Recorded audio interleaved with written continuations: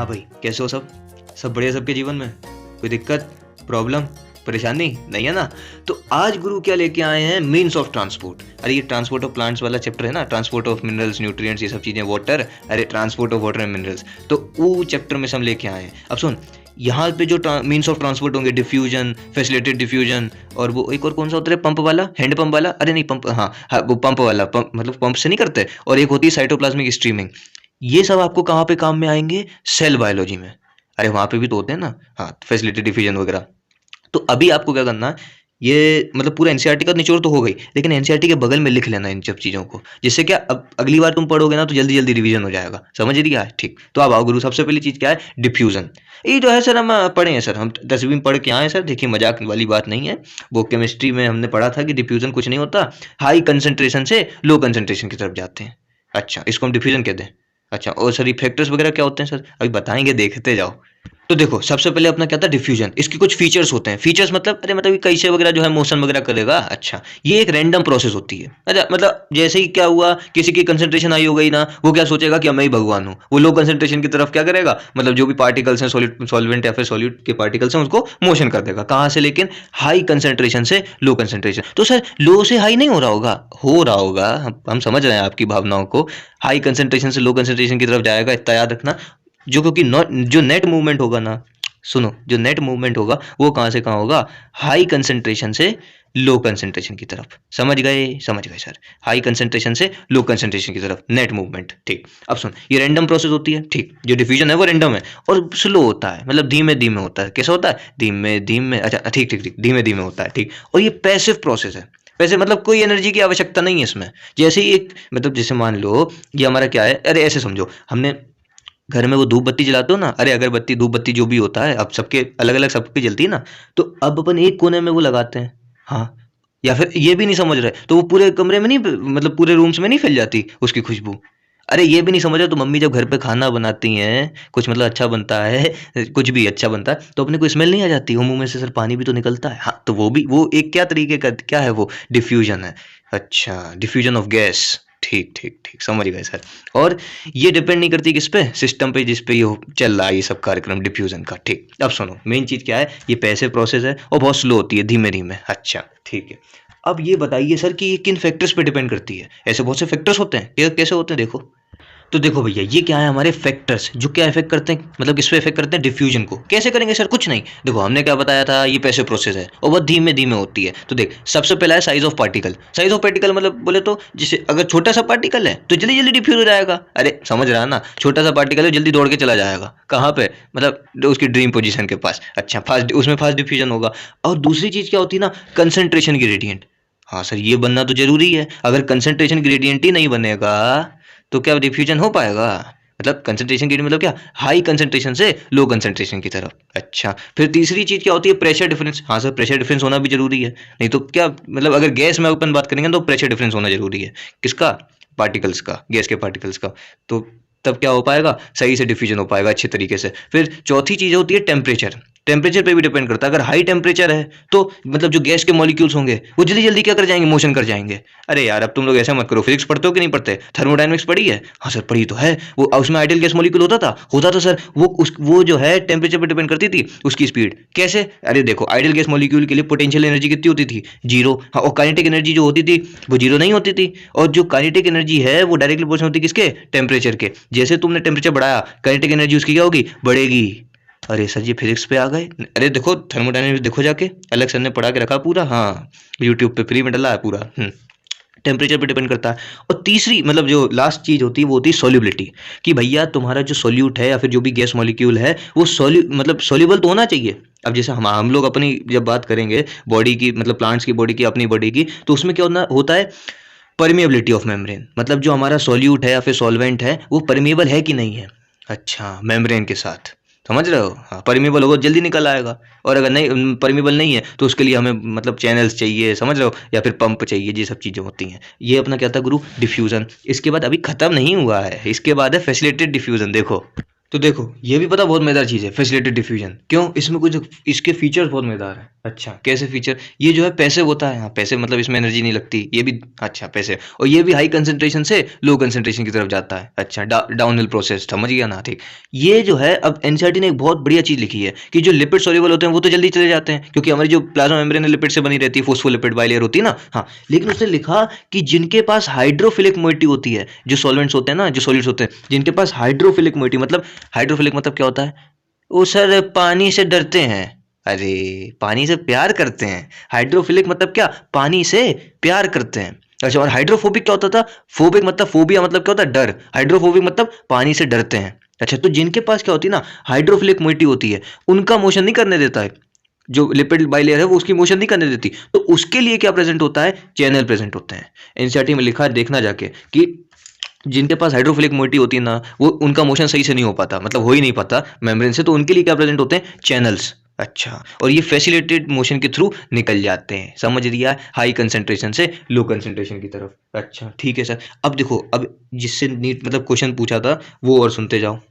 तो यहाँ से उसने एक बार क्वेश्चन पूछा था, तो सुनो क्वेश्चन क्या था कि what is the feature of channel. अच्छा चैनल बोले तो वो जो हाइड्रोफिलिक मोइटी वगैरह सब्सटेंस को क्या मोशन कराता था। ठीक। तो सुनो इसके लिए आपको क्या याद रखना है? S S I. ये क्या सर एस एस आई? अरे कुछ नहीं है, सुन तो जाओ। एस एस आई मतलब क्या है?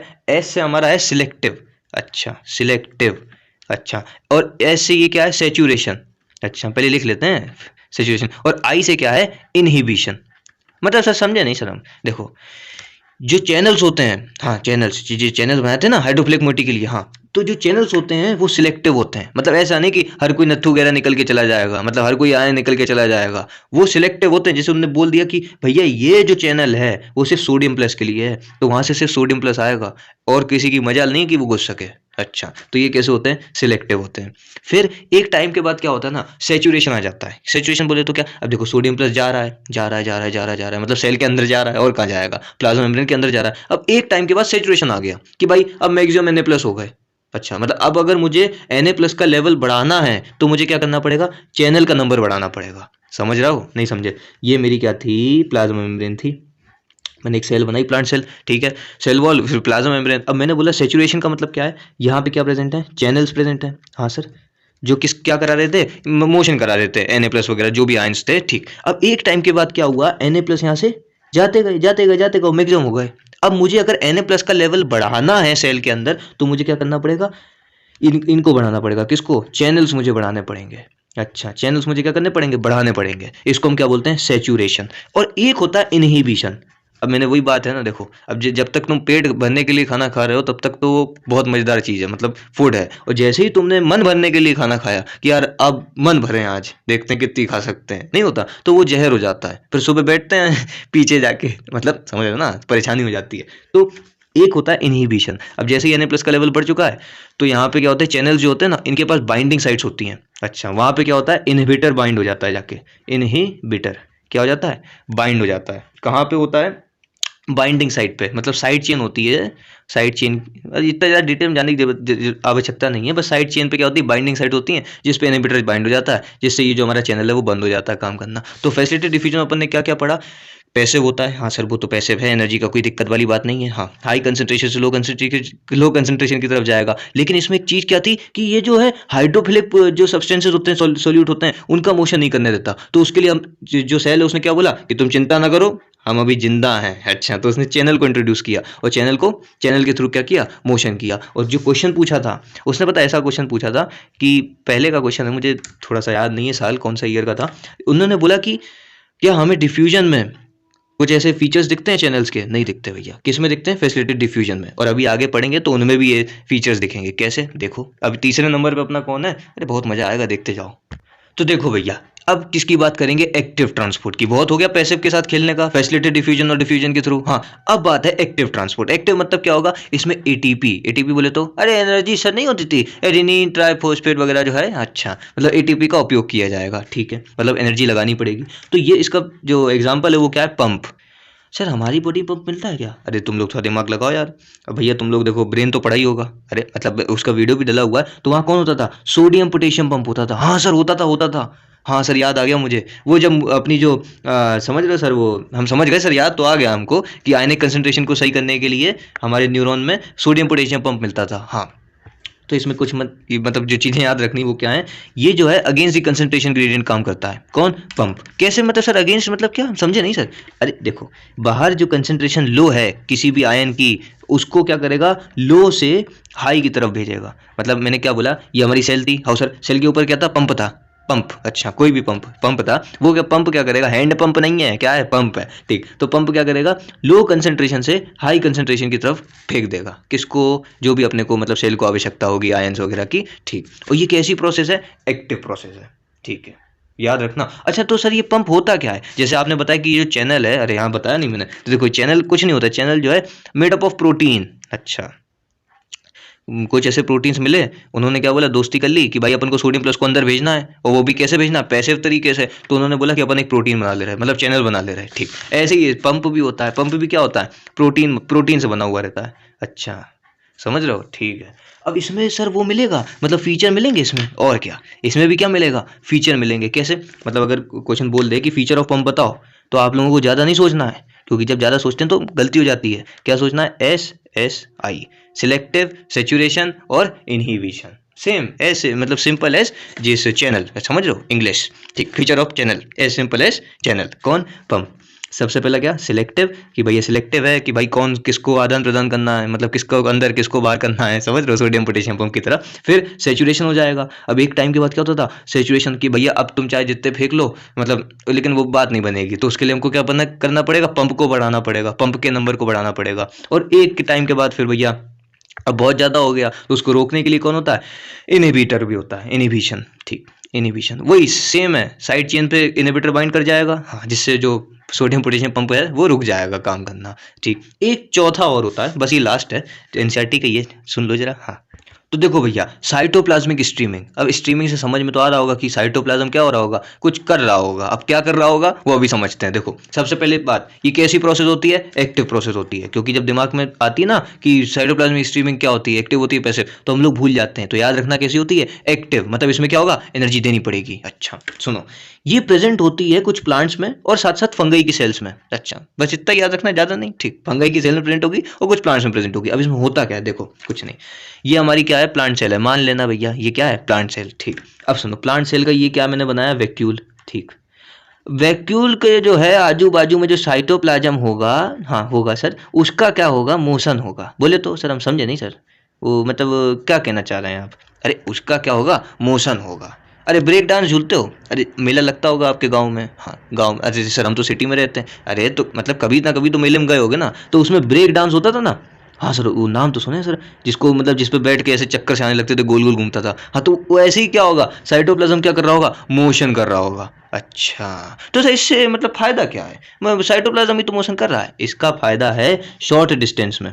अच्छा, ये जो है यूजफुल होता है कब, शॉर्ट डिस्टेंस में। कैसे सर, हमें मतलब सर समझ में नहीं आया आप क्या कहना चाह रहे हैं। देखिए क्या है ना, आप लोगों को बताना पड़ता है, मैं तो सर बता दीजिए, ठीक। तो देखो इसमें कुछ नहीं है, ये मैंने क्या बनाई है, सेल बनाई है, ये प्लाज्मोडेस्माटा के थ्रू कनेक्टेड है, मतलब समझ रहे हो ना, गैप जंक्शन वगैरह कुछ होता है ना। हाँ, तुम तो इतना रखना, सेल प्लांट सेल है तो इसमें प्लांट सेल है, तो प्लाज्मोडेस्माटा के थ्रू क्या है, कनेक्टेड है, ठीक है। अब ये भैया साइटोप्लाज्म में क्या हो रही होगी, स्ट्रीमिंग हो रही होगी इस सेल में। हाँ, तो इससे क्या होगा, कुछ मिनरल्स कह लो, कुछ आयंस कह लो, या फिर कुछ भी जिसकी आवश्यकता होगी आजू मतलब बाजू वाले सेल की, मतलब पड़ोसी सेल को, वो यहाँ पे पहुंच जाएंगे। तो शॉर्ट डिस्टेंस में कौन काम आता है, साइटोप्लाज्मिक स्ट्रीमिंग। और ये कैसी प्रोसेस होती है, एक्टिव प्रोसेस होती है। तो भैया अभी तक मैंने जितना पढ़ाया, मीन्स ऑफ ट्रांसपोर्ट में डिफ्यूजन, फैसिलिटेटेड और पंप वगैरह, ये सब क्लियर है ना। हाँ, एक और चीज होती है, पोरेंस, मैं ऐसे ही बोल दे रहा, तुम लोग समझ जाओगे। पोरेंस मतलब क्या, ये जो एक्वापोरेंस होते हैं, एक्वापोरेंस मतलब क्या, ये पानी को एब्जॉर्ब करने के लिए होते हैं। हमने अभी किडनी पढ़ाई थी, हाँ सर पढ़ाई तो थी, वो जब रीएब्जॉर्प्शन होता था ना, हाँ सर वो सर हमें याद आ रहा है सर, वो अरे यार वो डीसीटी से हम लोग रीएब्जॉर्ब कराते थे, वो एडीएच हार्मोन होता था एक, हाँ हाँ हाँ, और एक रास मैकेनिज्म होता था। तो वहाँ ये क्या करते हैं, जो हमारे एक्वापोरेंस हैं वो पानी को एब्जॉर्ब करते हैं। अच्छा, और अगर तुमसे कोई पूछ दे तो सर हमने अभी एक्सक्रीशन पढ़ाई था, तो हम बता देंगे कि वो डीसीटी से क्या कराते हैं, एब्जॉर्ब कराते हैं, कौन, एक्वापोरेंस, अच्छा, नंबर भी कुछ 8, मतलब ऐसी 8 एनसीईआरटी में लिखा है 6 से 8 होते हैं क्या एक्वापोनिक्स के नंबर, ठीक है। तो ये गुरु क्या था अपना मीन्स ऑफ ट्रांसपोर्ट। अब ये हम समझ रहे हैं कि आपको क्लियर हो गया होगा। इससे 2 फायदे हो जाएंगे, क्या, क्वेश्चन भी अपने हो जाएंगे बढ़िया से, और अपना जो सेल बायोलॉजी है उसमें भी इन सब का जिक्र है तो वो भी क्लियर हो जाएगा। समझा कि नहीं समझा? तो बस पढ़ाई करते रहो, मजेदार तरीके से पढ़ो। All the very very best.